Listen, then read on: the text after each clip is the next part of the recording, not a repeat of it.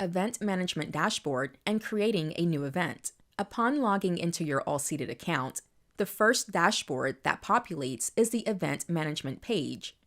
Here, your events will be organized within the 3 tabs. First, the Events tab holds all of your to-date or in the future events. The events are first listed in chronological order. If multiple events are listed within the same event date, the events will then be organized by the event title. Underneath the title of each event, you will find other event details for that one event. First, you will see quick information for guest count as it relates to expected number of guests and guest count from an uploaded guest list. Next, the name listed as the contact is who created this event or was assigned as the event contact from your internal team. All team members will be able to access all created events. This includes events different team members have created. This is because the platform is built for internal collaboration.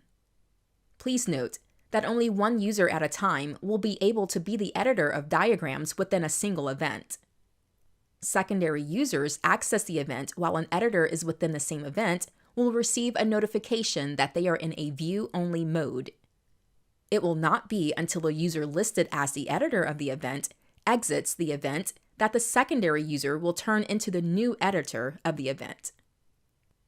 If you would like to sort the events to only showcase the events that you have created, select the Show Only My Events button beside the search bar. Lastly, you will see 3 icons which highlight external collaboration within this event. When an external collaborator has been invited into an event, the icon will show as an envelope. Once an external collaborator accepts the invite for an event, the icon will show as a green check mark. Please review the external collaboration tutorial for more information. Once the date of an event passes, the event will automatically move to Past Events tab where it will archive by date. To view your past events, select the year from the drop-down menu and click Go. By doing so, you will then be able to see all your past events from that year. Please note that all functions within the platform operate the same from a current event to a past event. This ensures that you will be able to access a past event to save templates, groups, or download diagrams or reports. The next tab for us to explore is the Invites tab. Here is where you will receive notifications of the events you have been invited to view and collaborate with. You will also receive an email notification of the invitation. Please review the external collaboration tutorial for more information. To create a new event, access either the Events tab or the Past Events tab. You will see a New Event Plus button located within the top right-hand corner. By selecting this button, a new event pop-up box populates. Within the pop-up box that appears, you will fill in your event details for the new event you are creating. You will select the event type from the drop-down menu,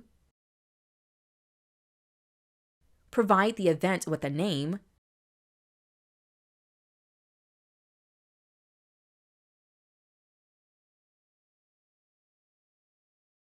select the event date,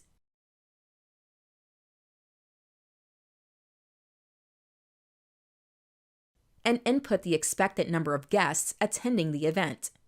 You do not have to input a guest count to proceed with creating your new event. It is an informational field that allows you to keep track of your guest numbers. Once all event information is input, select Create Event.